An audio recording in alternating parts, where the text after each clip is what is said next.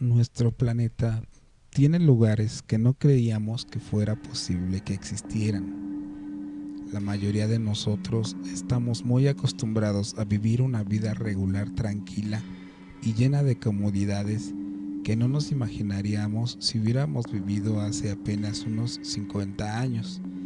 Esto incluye nuestra actual capacidad de habitar lugares con climas muy extremos, tanto los calores de desiertos y lugares húmedos, como del frío y aquellos lugares remotos que solo algunos tantos habitan, conociendo la problemática que conlleva esto. La Antártida es uno de esos lugares. Con 14.2 millones de kilómetros cuadrados, este territorio que pertenece a todos y no es de nadie al mismo tiempo, no ha sido explorado por completo. Sus únicos habitantes, además de la fauna local y de la cual no se sabe mucho todavía, se remiten a habitar solo ciertas bases utilizadas mayormente y casi exclusivamente como de investigación en diversas ramas de la ciencia, incluyendo la adaptación de las personas para la exploración en misiones espaciales. Esto último involucra la rama de la psicología humana y de cómo nos relacionamos bajo los efectos opresivos a los que se someten y, como es de esperarse, donde hay grupos de personas. Los efectos presentes en toda sociedad hacen su aparición. Tal es el caso del crimen y muerte en la Antártida. Muchos exploradores desaparecieron y por ende seguramente perecieron a finales del siglo XIX y principios del siglo XX en sus búsquedas por llegar al Polo Sur. Y tal como pasa con aquellos alpinistas que fallan en escalar una montaña, sus cuerpos quedan abandonados en donde murieron sin que nadie siquiera pueda recuperarlos, yaciendo debajo del hielo y la nieve. En la era moderna, algunas muertes antárticas son causadas por accidentes que se podrían catalogar como extraños. 3 científicos viajaban en un tractor Muskeg a través de la tundra en 1965, cuando el vehículo se hundió en una grieta, no dejando sobrevivientes. En 1980, el cocinero Casey Jones de la estación Amundsen Scott, en una de sus labores, se encontraba limpiando la nieve acumulada en el ducto de la sala de ventiladores cuando ésta, sin aviso, se derrumbó y lo dejó sepultado. Otro caso que no está confirmado como cierto se tornó más violento que los ya antes mencionados. Según se reportó en el Canadian Geographic, un científico que trabajaba en la estación Vostok de Rusia en 1959 perdió la cabeza después de haber perdido una partida de ajedrez y asesinó a su oponente con un hacha. Según se cuenta, este juego de mesa fue prohibido en las bases antárticas rusas después de este incidente. Un caso más reciente fue en octubre de 2018. Un científico ruso que trabajaba en la Antártida supuestamente apuñaló a su colega después de una posible crisis nerviosa. Con algunos de estos crímenes, las consecuencias del entorno antártico pudo haber influido en el actuar de estas personas. Algunas de estas incluyen la reclusión, pues el contacto con el mundo exterior es limitado y depende inmensamente del clima. Salir a caminar para despejar la mente no es una opción la mayor parte del año. Convivencias no deseadas. Los investigadores se ven obligados a compartir con un grupo de personas durante meses a la vez, ya que están aislados con este grupo de personas a las cuales no eligieron y lejos de aquellas que forman su red social normal, incluyendo su familia. Aburrimiento y claustrofobia. Los investigadores de la Antártida constantemente tienen que adaptarse a los horarios irregulares de labor en el día y la noche. Esto es cuando el ritmo circadiano de alguien, es decir, el sistema biológico gobernado por un día normal de 24 horas, se interrumpe. Los efectos que se sienten son principalmente negativos, tanto físicos como mentales. Según se ha estudiado, las personas con ciclos interrumpidos son más propensas a exhibir comportamientos y conductas agresivas. Resultado de lo investigado, un científico de apellido Sudfeld remarcó muy atinadamente: es fascinante que no haya habido más actos violentos en la Antártida. Sin embargo, el caso del señor Rodney Marks deja ver que un misterio ocurre en cualquier lugar y en cualquier momento. El astrofísico de 32 años caminaba a la instalación principal de la estación Amundsen Scott cuando comenzó a sentirse extraño. Esta vez, sin embargo, no era el malestar ocasional y como tal, entre comillas, normal, con el que la gente lidia cuando se tiene que aclimatar a las temperaturas de menos 62 grados Celsius y las noches de 24 horas de los inviernos antárticos. Luchaba por respirar y su visión se debilitó. También estaba muy cansado y decidió irse a dormir temprano con la esperanza de despertar sintiéndose mejor. Dormir no ayudó. En cambio, las cosas empeoraron. A las 5:30 am del 12 de mayo de 2000, el señor Marks despertó vomitando sangre. Fue con el médico de la estación, el Dr. Robert Thompson, 3 veces en el transcurso del día, y con cada visita sus síntomas parecían volverse más insoportables. Un dolor se manifestaba a través de sus articulaciones y estómago. Sus ojos estaban tan sensibles que tuvo que usar lentes de sol, a pesar de que este no salía ya desde hace varias semanas. A medida que su condición física se deterioraba, también lo hacía su estado mental. Se agitaba tanto que el médico se preguntaba si la ansiedad no sería la causa de su malestar. Cuando el señor Marks visitó al médico por tercera vez ese día, estaba ya tan angustiado que se estaba hiperventilando. El doctor Thompson le inyectó un antipsicótico para calmarlo. Marks se recostó y su respiración se calmó. Para el observador no entrenado, esto parecía indicar que mostraba mejoría, pero la realidad era distinta. Poco después de recibir el medicamento, Marks entró en paro cardíaco y después de 45 minutos de intentar resucitarlo sin éxito, Thompson lo declaró muerto a las 6:45 p.m. Tan pronto terminó la lucha por salvar su vida, las otras 49 personas que vivían en la base se enfrentaron a varios problemas.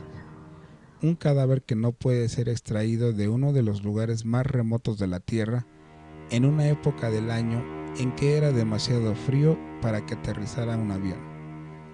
Tendrían que pasar meses antes de que se pudieran llevar los restos de Marks y años antes de que se revelara una posibilidad siniestra de lo que le ocurrió. El señor Rodney Marks no era un novato de la vida en la Antártida cuando aceptó trabajar ahí de 1999 al año 2000. El australiano ya había pasado los inviernos en el continente de 1997 a 1998 como parte del Centro de Investigación Astrofísica en el proyecto de exploración infrarrojo del Polo Sur de la Antártida. Para su segunda estancia, trabajó en el proyecto Telescopio Submilimétrico Antártico y para el Observatorio Astrofísico Smithsoniano. Su trabajo permitió a los astrónomos hacer observaciones importantes y era valorado enormemente por los otros científicos. Marks cautivó a sus colegas con su personalidad amigable. Se unió a un grupo musical de la base y estaba saliendo con la especialista en mantenimiento Sonia Walter, con quien incluso había hablado sobre planos para casarse. Darren Schneider, el único otro australiano en la base ese invierno y amigo de Marks, lo descubrió en un blog con comentarios como: tenía una naturaleza considerada y amable. Lo vi en numerosas ocasiones enmendar de una manera muy agradable malentendidos. También decía o hacía algo amable por alguien que lo pasaba mal en general.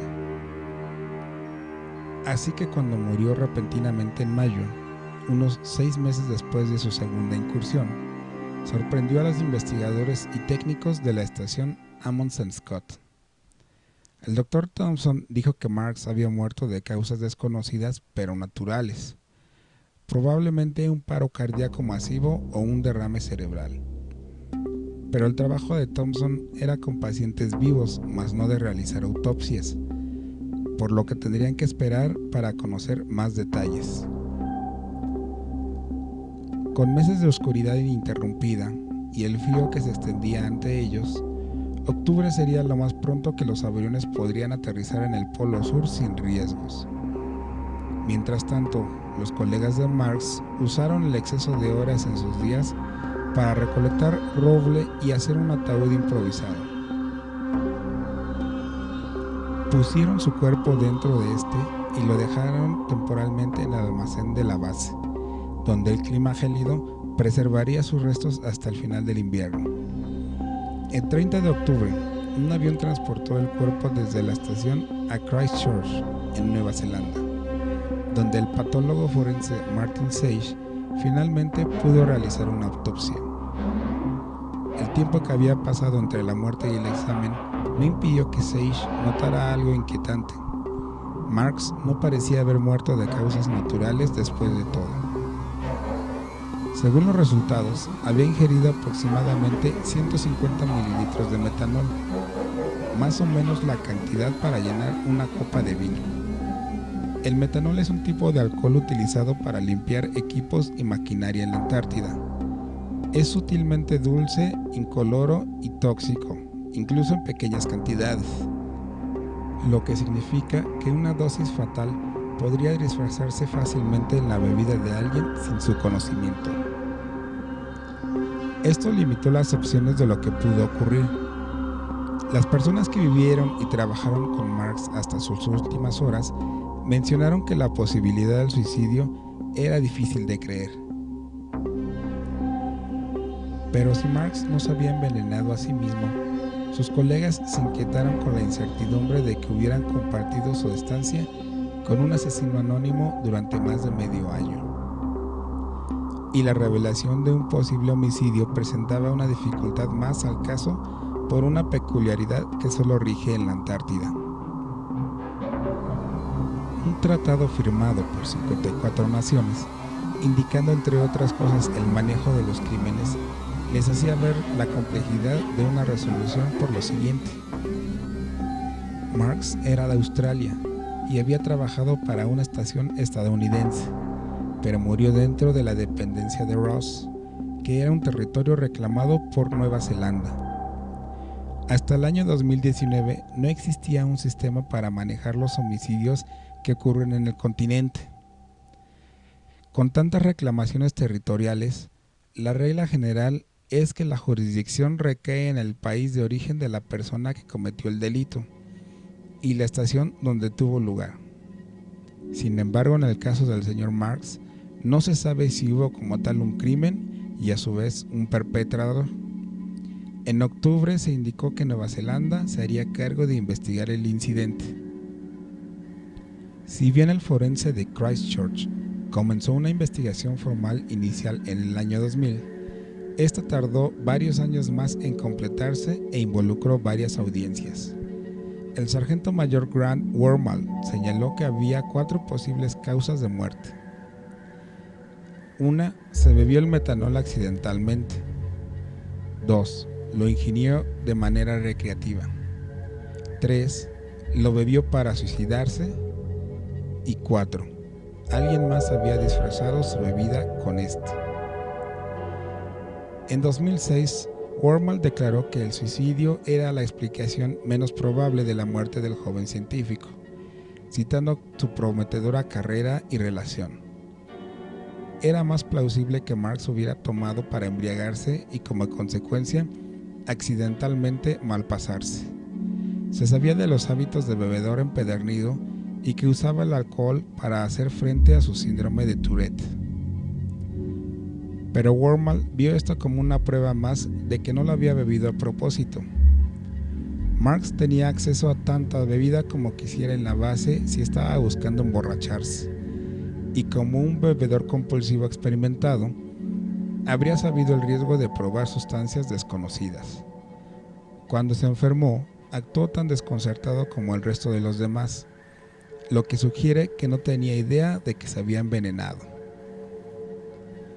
Al final, Wormald concluyó lo siguiente: en mi opinión, lo más probable es que el Dr. Marx haya ingerido el metanol sin saberlo.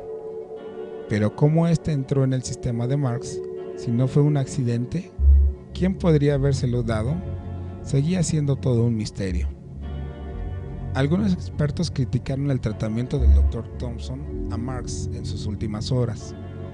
William Silva, que había sido médico en una estación antártica cercana, revisó las notas médicas de Thompson de ese día y cuestionó ciertos aspectos en su atención, incluyendo la omisión de la práctica de un examen ECTASHEM de sangre que se pudo haber hecho con una máquina cuyas baterías se habían agotado hace tiempo, y la cual tomaría entre 8 y 10 horas al doctor para reactivar, pero que no hizo por estar tratando al señor Marx, excusándose también al indicar que la máquina era compleja de usar.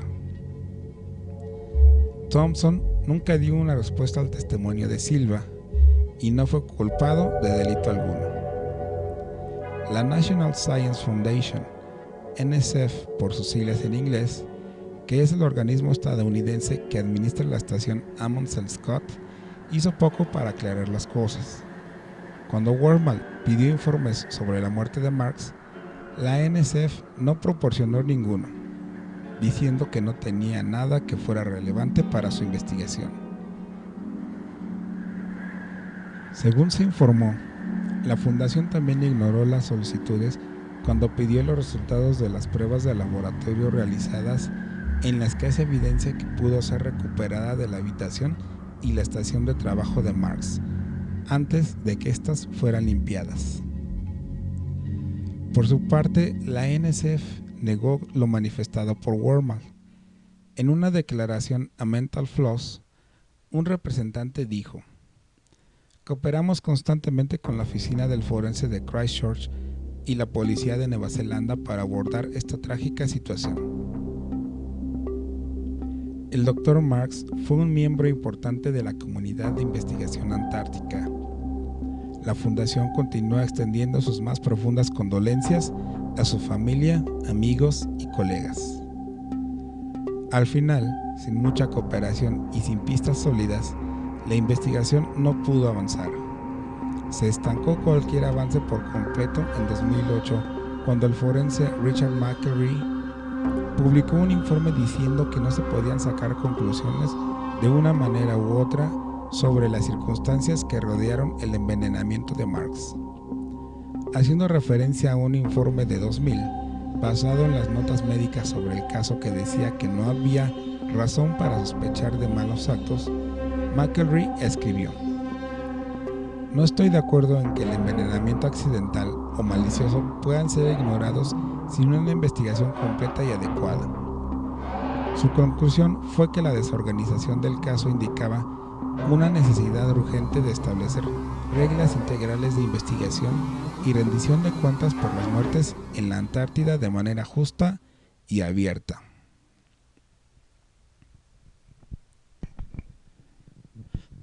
Fuera de las teorías de conspiración y explicaciones sobrenaturales de Internet, nunca ha surgido una idea clara de lo que le sucedió a Marx.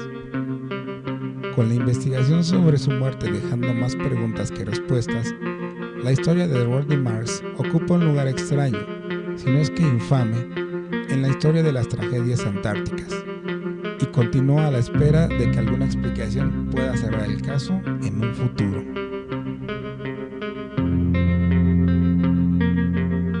Gracias por ver este video. Si te interesa este tipo de temas, puedes ver otros trabajos en mi canal. Hasta la próxima vez, se despide de ustedes la voz del Daimon errante de Ereo.